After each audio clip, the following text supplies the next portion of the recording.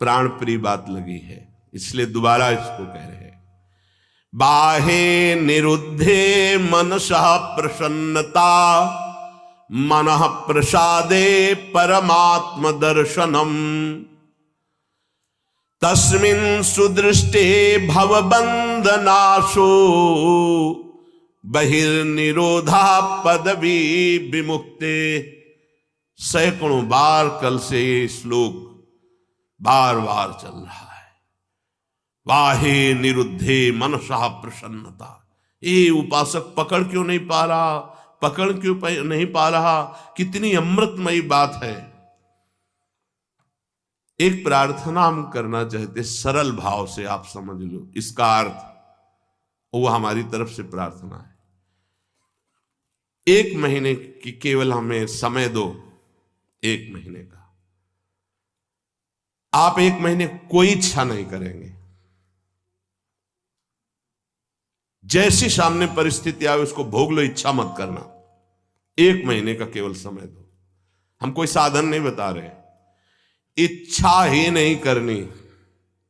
जहां इच्छा निकले उसे निरुद्धे, रोक दो, बाहर जवान में ना आने पावे। खान पान देखना, सुनना, रहना, भोगना, व्यवस्था, 1 महीने में मर थोड़ी जाओगे। 1 महीने का हम कोई संकल्प नहीं दे रहे, कोई कसम नहीं खवा रहे, प्रार्थना कर रहे हैं कि आज से 1 महीने हम कोई भी इच्छा व्यक्त नहीं करेंगे, न सद न असत, कोई भी इच्छा नहीं व्यक्त करेंगे। हृदय में आएगी तो वाहे निरुद्धे, उसे वहीं रोक देंगे। बाहर की इच्छा बाहर, अंदर की इच्छा अंदर, व्यक्त नहीं करेंगे। बताओ, ये अपने घर का सत्संग होता है, ये केवल प्रवचन नहीं है, ये जीवन सुधार है और भगवत प्राप्ति के लिए है। 1 महीने की बात मांग रहे हैं। गृहस्थी में अगर ना कर पावे तो राधे राधे रटे, राधा राधा। लेकिन विरक्त जनों से प्रार्थना 1 महीने, केवल 30 दिन। जबान से आपकी इच्छा व्यक्त नहीं होनी चाहिए, 1 महीने बस। आप देखो कैसा आपको लगता है। जलन होगी पहले, वो बार बार व्यक्त नहीं करना, 1 महीने व्यक्त नहीं करना। परिपक्व अवस्था के प्राप्त महापुरुषों के हृदय में इच्छा ही नहीं प्रकट होती। जाहि न चाहिए कबहू कछु, तुम सन सहज सने, बसहु निरंतरता सुर, सोराउर निज गे। 1 महीने, ये तो आजीवन की बात होती है महापुरुषों की। महाराज ये रख लो, कभी आपके काम में आएगा, कभी आपको जरूरत पड़ेगी, कभी आपको चाहिए ना। भैया नहीं, हम जरूरत मिटाने के लिए, चाह मिटाने के लिए, काम मिटाने के लिए आए हैं, बढ़ाने के लिए नहीं। आप रखो, जब जरूरत होगी मेरा मालिक उस समय दे देगा। कभी आप तो उस समय जो अभी दे रहा है वो उस समय नहीं है क्या? हमारे लिए नई सृष्टि रच देगा। जो सृष्टि में नहीं होगा वो भी वो रच देगा, विश्वास करो। 1 महीने अभ्यास करके देखो, देखेंगे आप लोग, देख लो। इच्छा को होगी, इच्छा, हम ये नहीं कह रहे कि इच्छा नहीं होनी चाहिए, इच्छा होगी पर आप व्यक्त नहीं करोगे। 1 महीने खेल खेल के देखो, गेम है। जीवन मुक्त महापुरुष की स्थिति होती है। देखो एक आपको कथा सुनाते हैं। श्रीमन माधवेंद्र पुरी जी महाराज बहुत बड़े महाभागवत हुए हैं, चैतन्य महाप्रभु के चरित्र में आते हैं। ईश्वरपुरी जी के गुरु श्रीमन माधवेंद्र पुरी, ईश्वरपुरी जी महाप्रभु चैतन्य देव के प्रथम गुरुदेव थे। फिर सन्यास के गुरुदेव भारती जी महाराज हुए। तो श्रीमन माधवेंद्र पुरी जी महाराज जब क्षीर चोरा गोपीनाथ जी जो कहे जाते हैं, गोपीनाथ जी के दर्शन करने गए तो वहां शयन के समय कुल्हड़ में बड़ा ही पवित्र और स्वाद युक्त खीर का भोग लगता था। जब ये महिमा सुनी खीर की और भोग लगता देखा तो उनके अंदर इच्छा हुई कि अगर एक कुल्हड़ प्रसादी मिल जाए तो स्वाद लेके हम देख लेंगे कि प्रभु को ऐसा खीर का यहां भोग लगता है तो अपने ठाकुर जी को ऐसा ही खीर का भोग लगाएंगे। जो ही इच्छा जागृत हुई, जलन पैदा हुआ। अरे इच्छा कैसे जागृत हो गई? तो अंदर से विवेक कार्य कर रहा है बचाने का जलन, ये तो प्रभु के भोग के लिए इच्छा, फिर भी इच्छा कैसे हुई कि मुझे एक कुल्हड़ मिल जाए। तुरंत प्रणाम किया और वहां से चल दिए। अब रात्रि का समय आ रहा था तो उसी गांव के किनारे एक वृक्ष के नीचे बार बार ये प्रश्न मन से, तूने इच्छा क्यों कर ली? बार बार उत्तर आता कि प्रभु के भोग के लिए इच्छा की है कि अगर मिल जाता तो स्वाद ले लेते और वैसे ही खीर प्रभु को लगाते अपने। नहीं नहीं, फिर भी इच्छा क्यों? बार बार धिक्कार मन को कर रहे थे।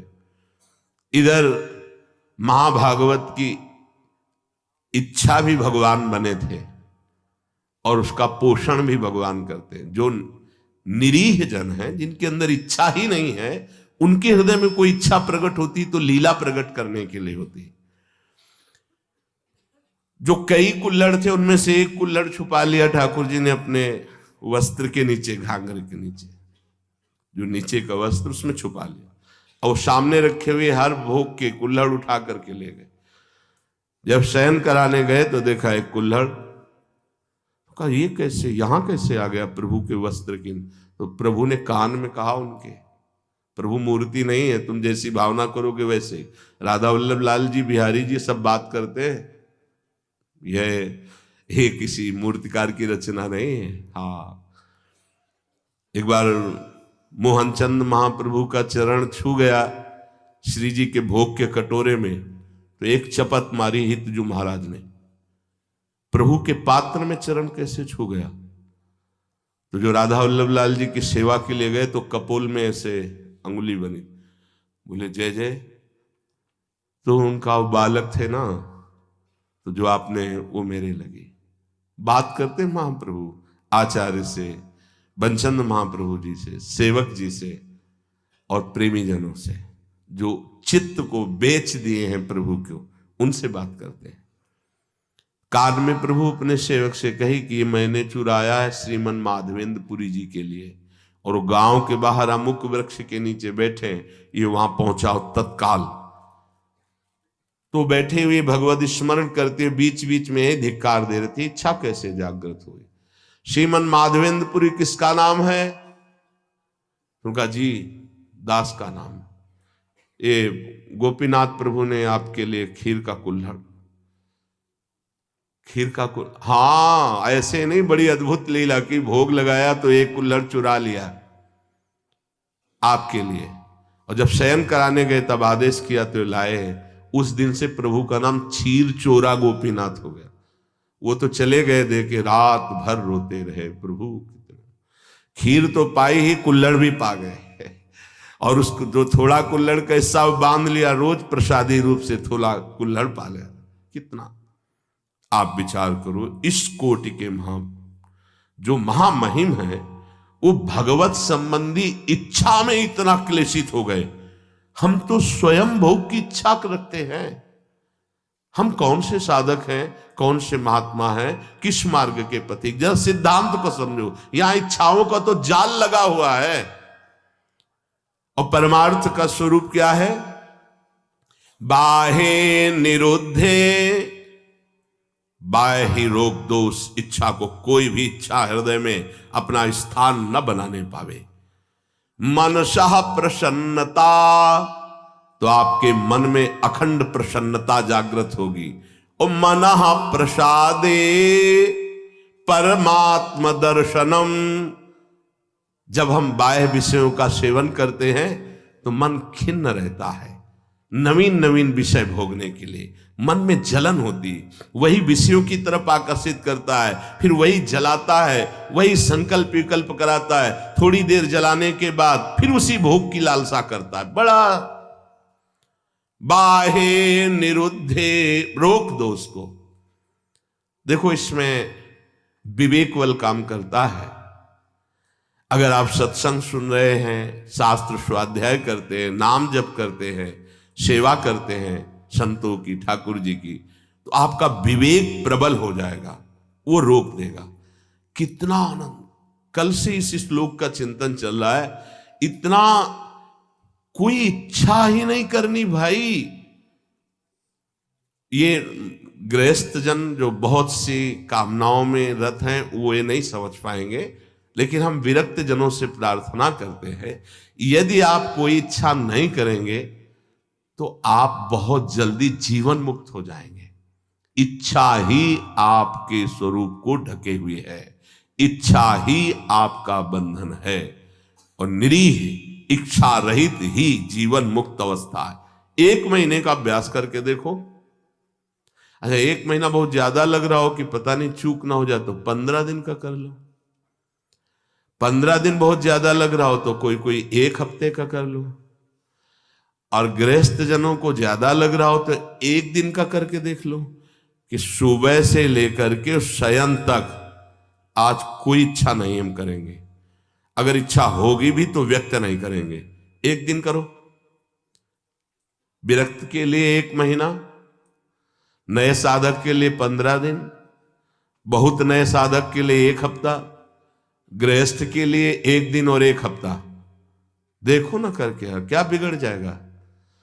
आज सुबह से शाम तक कोई इच्छा प्रकट नहीं करेंगे।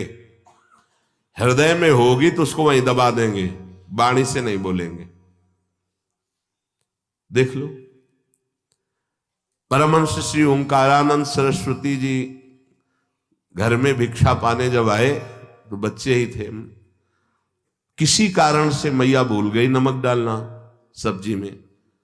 वो पा के गए, पिताश्री आए पाने, जेवी, अरे सब्जी में तो नमक, अरे भूल गई, क्योंकि छोटे छोटे बच्चों के भूल गई।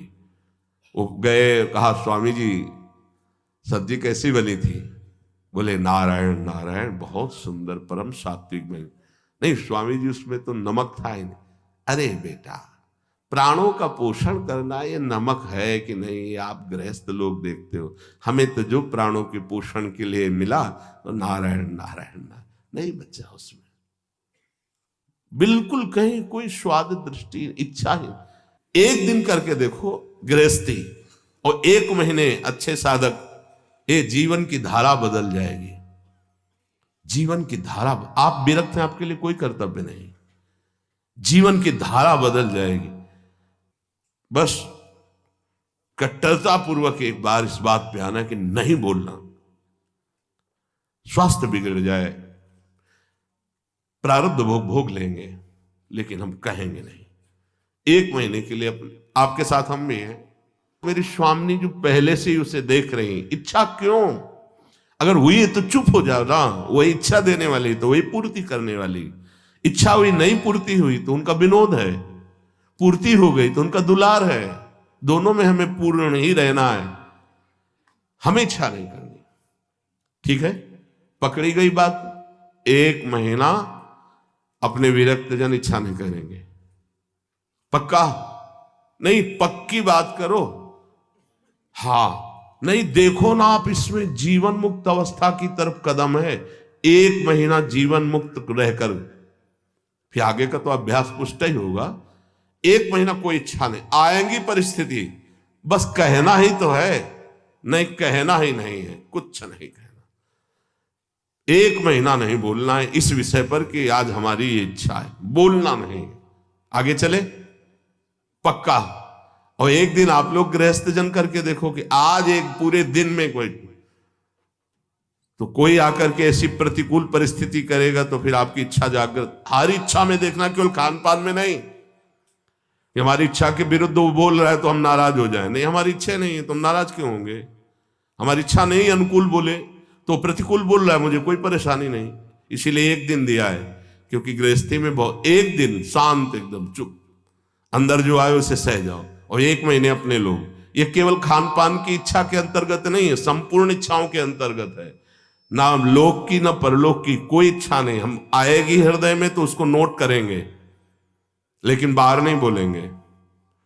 और उस इच्छा की छानबीन करेंगे ये इच्छा क्यों आई है, किस गलती से आई है, या किस कमी के कारण आई। एक बार पूज्य श्री राधा बाबा भाई जी से कहा कि मिठाई की इच्छा हो जाती है, मीठा देखते ही अधिक पा लेते हैं, क्या अभी ब्रह्मबोध नहीं हुआ, क्या मेरे बोध में कमी रह गई। भाई जी ने कहा नहीं। तो उनका फिर इच्छा क्यों, उनका शरीर में कमी है आपके, जिस पदार्थ की उस शरीर मांगेगा उसको दे देना है। आप कहीं लेने तो जाते नहीं, यदि आ जाता है सामने तो आप उसे पा लेते हैं। तो इस शरीर की आवश्यकता है, ना कि आपकी आवश्यकता है। बोले हाँ, बहुत दिन से प्रश्न चल रहा था कि मीठा देखते ही और मीठा पाने में उधर ही अधिक प्रियता है, तो इसका मतलब इच्छा हमारी है। तो उनका नहीं, आपकी नहीं, ये शरीर की आवश्यकता है, ऐसा वहां उत्तर दिया। पर अपने को 1 महीना शरीर की आवश्यकता भी होगी तो नहीं मांगेंगे, जो जैसी व्यवस्था उसमें शांत, इच्छा नहीं करेंगे। बाहे निरुद्धे मनसः प्रसन्नता, बड़ी मन में प्रसन्नता होगी। ये जो प्रसन्नता है भगवत प्राप्ति कराने वाली होगी। हमारी प्रसन्नता को क्षीण करती रहती इच्छा, इच्छा ही बंधन है और निरीक्षा ही मोक्ष पदवी है। कोई इच्छा नहीं, चाह मिटी चिंता मिटी मनुआ बेपरवाह, जिनको कछु न चाहिए वो साहन के साथ। 1 महीना का अनुष्ठान है, लोग कहते हैं ना कि ये फलाहार का अनुष्ठान, इसका अनुष्ठान, 1 महीना का अनुष्ठान इच्छा नहीं करेंगे। जो हमारी दिनचर्या वो चल रही है, कोई इच्छा नहीं। हमें परिक्रमा लगाने जाना इच्छा हुई, हम इसे भी रोक, न सत ना असत। अगर प्रभु की इच्छा है तो गुरुदेव से बुलवा देंगे, जाओ परिक्रमा लगा के आओ। आज से 1 महीने तक कोई भी इच्छा, सत या असत, किसी भी इच्छा को हम बाहर व्यक्त नहीं करेंगे। जो दिनचर्या बना दी गई वो इच्छा नहीं है, वो कर्तव्य पालन है, उस पे चलेंगे। स्वयं से कोई इच्छा होगी उसे दबा देंगे 1 महीने के लिए, फिर देखते हैं कैसा लगेगा। 1 महीना, आज तारीख कौन है, कौन 17 तारीख को बात करेंगे फिर सत्संग में कि क्या स्थिति है आपकी। 1 महीना ईमानदारी से देखना, बोलना मत, चूक नहीं होनी चाहिए। 1 महीना कोई बहुत ज्यादा नहीं, पूरे जीवन में इसी स्थिति को लाना है। जहां हमारी इच्छा रुकी, खास बात है, बहुत बड़ी बात है, मनः प्रसन्नता, मन प्रसन्न होने लगता है। और कह रहे मनः प्रसादे परमात्म दर्शनम, जहां मन निष्काम हुआ, कोई इच्छा नहीं, और अखंड प्रसन्नता जागृत होती है इच्छा रहित होने पर। हम लोगों को कैसा माया फंसाए है कि हम सुखी होना चाहते हैं इच्छा करके, हमारी इच्छाओं की पूर्ति हो जाए तो हम सुखी हो जाएं। शास्त्र क्या कह रहा है, इच्छाओं का नाश, मन की अखंड प्रसन्नता, और मनः प्रसादे, जब मन प्रसन्न होता है उसी स्थिति में भगवत साक्षात्कार होता है। अखंड प्रसन्नता जागृत हुई, उसी प्रसन्नता में तत्वबोध होता है। मनः प्रसादे परमात्म दर्शनम, तस्मिन् सुदृष्टे भवबंधनासो, बहिर्निरोधः पदवी विमुक्ति। जिस समय उपासक अखंड प्रसन्न हुआ, परमात्म साक्षात्कार होता है, तो उसकी दृष्टि बदल जाती है, ब्रह्म दृष्टि। सर्वम खलमिदम ब्रह्म, उस सब जगह ब्रह्म का दर्शन, भगवत दर्शन करता है। यही संसार बंधन का नाश हो जाता है, यही परम पद है, उस परम पद में आरूढ़ हो जाता है। कोई इच्छा नहीं, कोई चाह नहीं, ये जीवन गुरुदेव को समर्पित, प्रभु को समर्पित, जैसे चलावे, स्वयं निरंतर भगवदाकार दृष्टि, परमात्म दर्शन, परमानंद का अनुभव, दुख का लेश नहीं।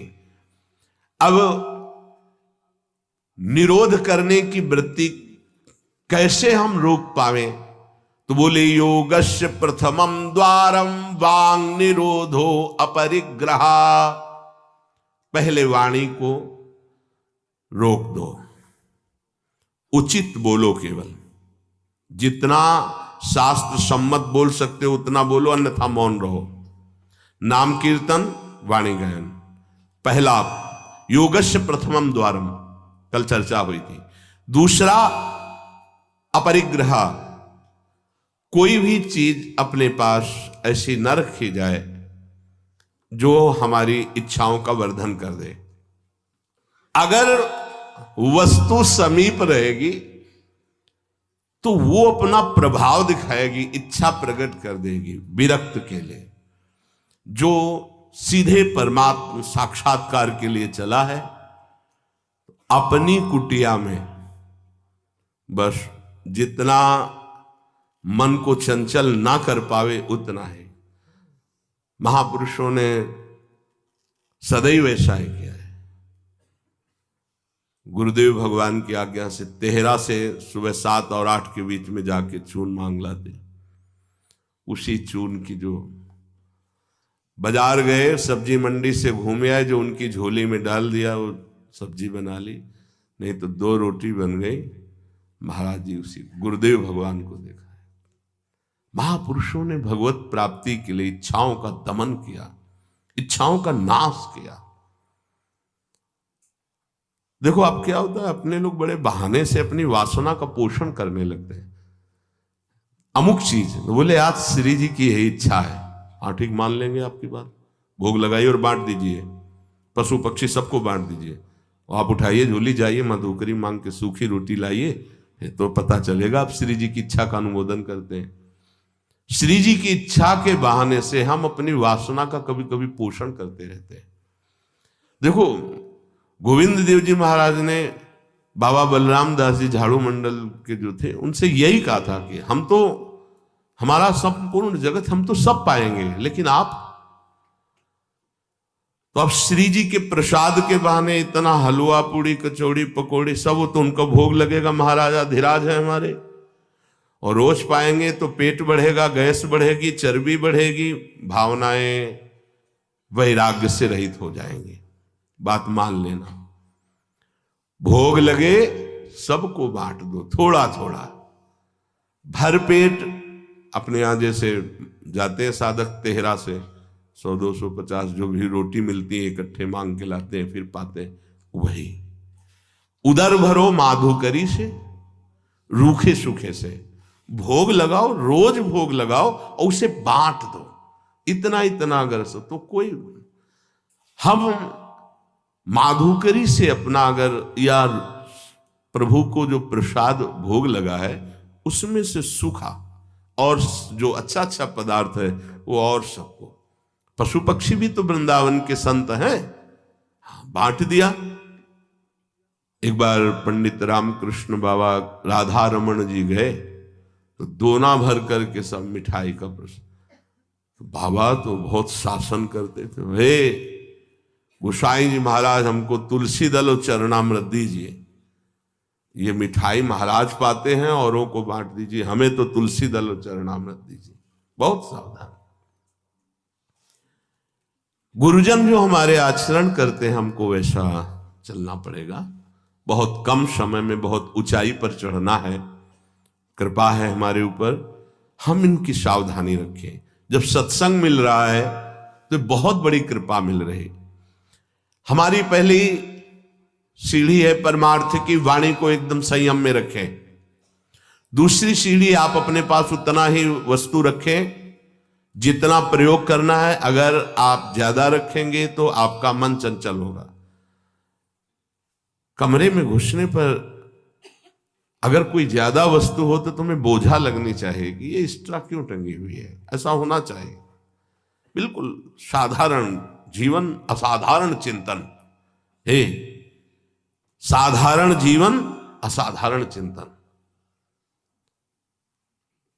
कमरे में आप अगर चले जाएंगे जिस कुटिया में श्री जी इस शरीर को रख रहे हैं, राधा राधा राधा राधा राधा राधा राधा, ये जितने राधा नाम मिलते हैं ना सब दीवार, ये प्रसादी ये प्रसादी ये प्रसादी, ये ग्रंथ ये ग्रंथ, ये छवि बस, और आपको दूसरी वस्तु कमरे में नहीं मिली।